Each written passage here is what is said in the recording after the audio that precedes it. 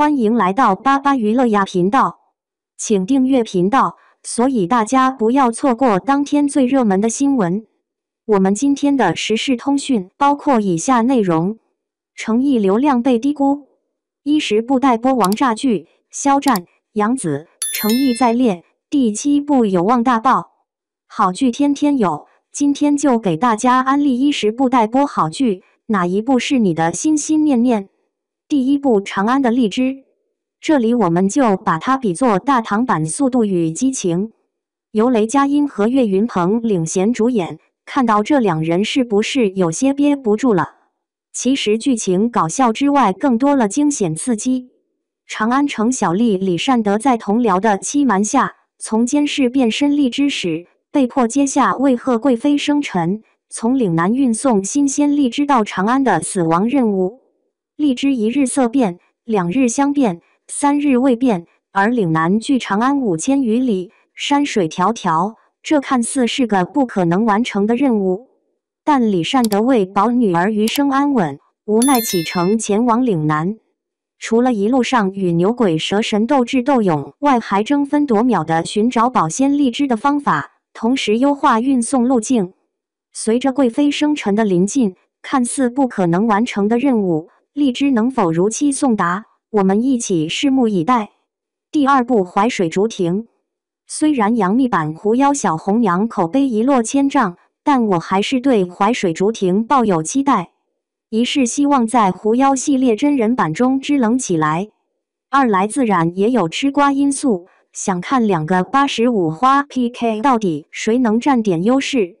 最后也有点冲着剧情，在人妖势不两立的局势下，两大家族东方家和王权家的掌舵人东方怀竹、王权红叶为了重振一气盟，共同努力安定局势，在此过程中两人暗生情愫的故事，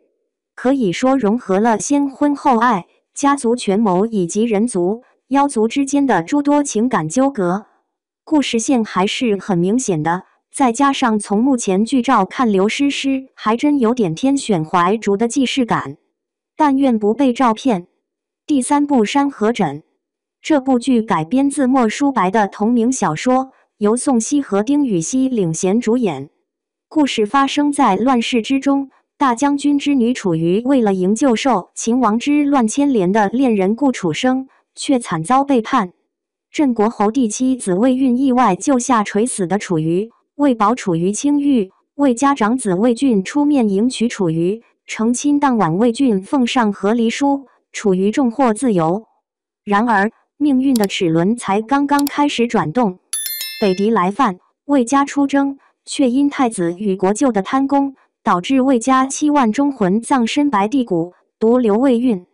楚瑜为了查明真相，重振魏家，重回魏家，以长嫂的身份四处打点，换回魏运一命。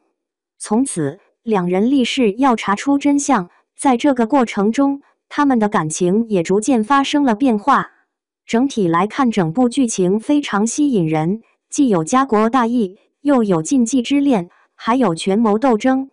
在乱世之中，楚瑜和魏运要如何坚守自己的信念，守护自己的家国？他们的感情又能否冲破世俗的束缚？一起在剧中揭晓。第4部《凤凰台上》，这部剧光是看到任嘉伦和彭小苒这2个名字，就预感要赚观众很多眼泪。前喜后悲的剧情设定，讲述了萧焕为拯救苍生于苦难，化名白池帆微服私访行走江湖，并认识了行侠仗义的凤来阁阁主凌苍苍。2人一起仗剑天涯，除暴安良，惺惺相惜，却不料凌苍苍就是首府的女儿，并即将成为他的皇后。这里也是首府设的局，以美人计监视皇帝一举一动，奈何女儿在决战过后选择正义，两人一起除暴安良，造福百姓。可好景不长，皇帝先一步撒手人寰，皇后继续着两人共同的使命。第5部《灼灼韶华风何起》，这部剧是典型的民国版大女主经商戏码，不过故事情节，女主楚韶华为救哥哥楚韶忠，无奈嫁给陈记药铺的大少爷陈大顺。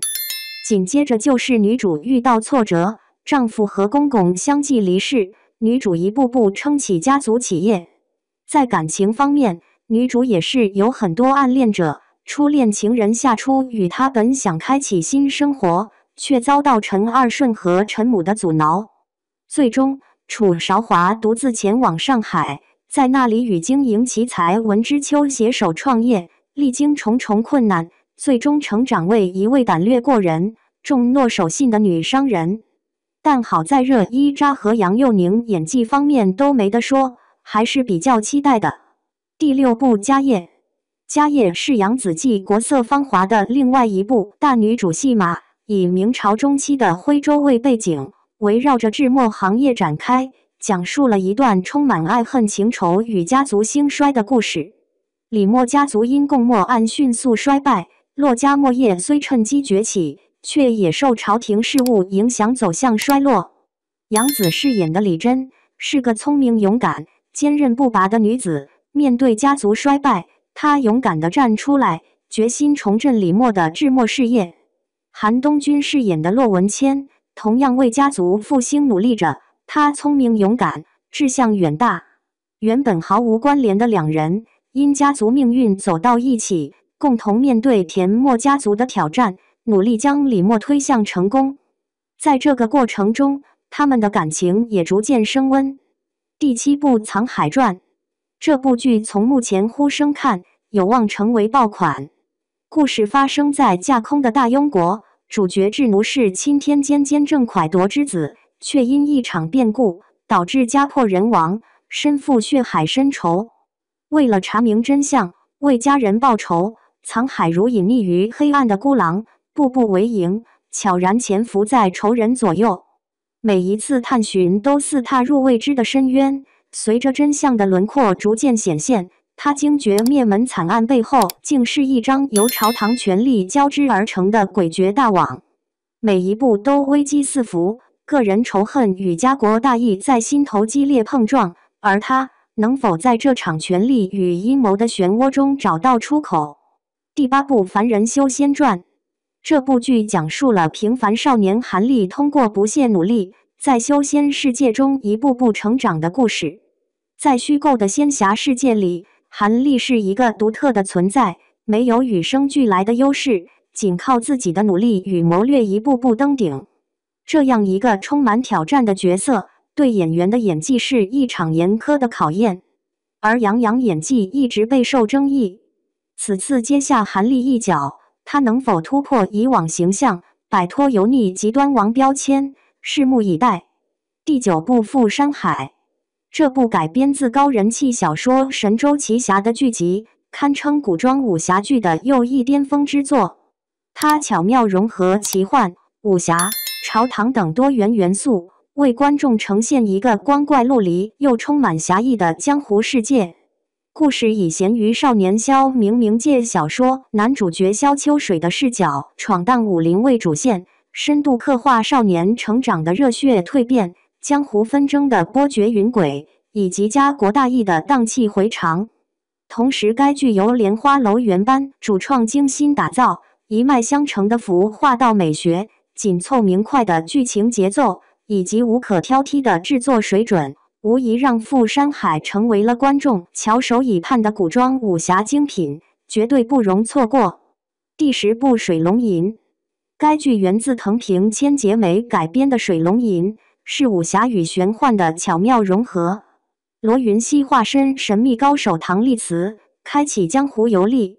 目前宣传物料也是别具一格，在展现江湖故事的同时，深挖武侠精神，勾勒玄幻外形，带你走进一个既有侠义风骨又充满奇幻色彩的独特世界。